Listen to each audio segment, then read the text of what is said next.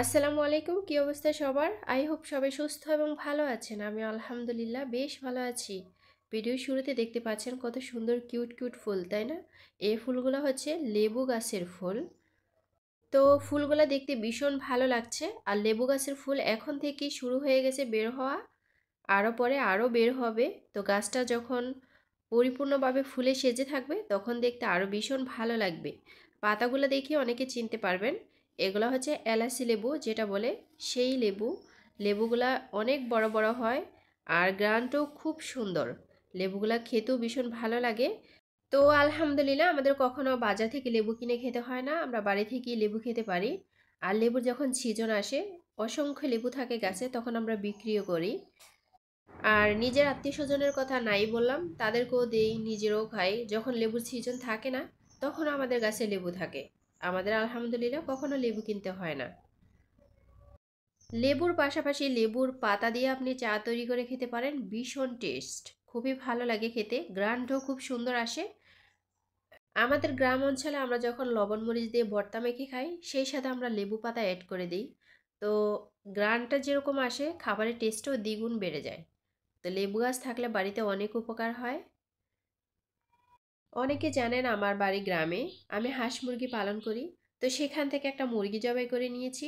আর ডিমওয়ালা মুরগি খেতে ভীষণ ভালো লাগে। সত্যি আমার যখন ইচ্ছে হয় তখন আমি জবাই করে খেতে থাকি। আলহামদুলিল্লাহ অনেক ভিডিওতে শেয়ার করেছি, আপনারা চাইলে আমার পূর্বের ভিডিওগুলো দেখতে পারেন। তো গ্রামে থাকলে অনেকটাই সুবিধা, সুবিধা অসুবিধা মিলেই সব কিছু। আমার বয়স শুনেই বুঝতে পারবেন যারা আমার নিয়মিত ভিডিও দেখেন। আমার বয়সটা একটু বসা, আসলে ঠান্ডার একটু সমস্যা। আর এখন যেহেতু শীতকাল, প্রচুর ঠান্ডা পড়ে।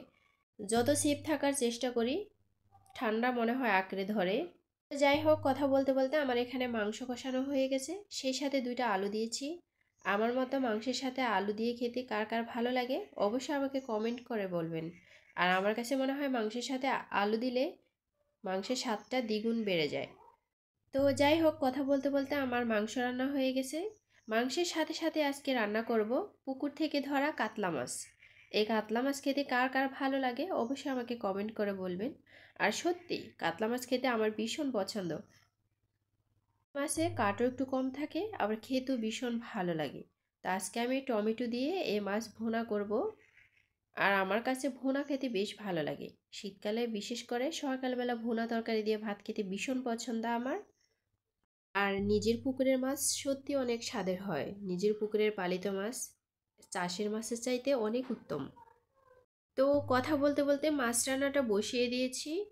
আর মাটির চুলার রান্না সত্যি ভীষণ স্বাদের হয়।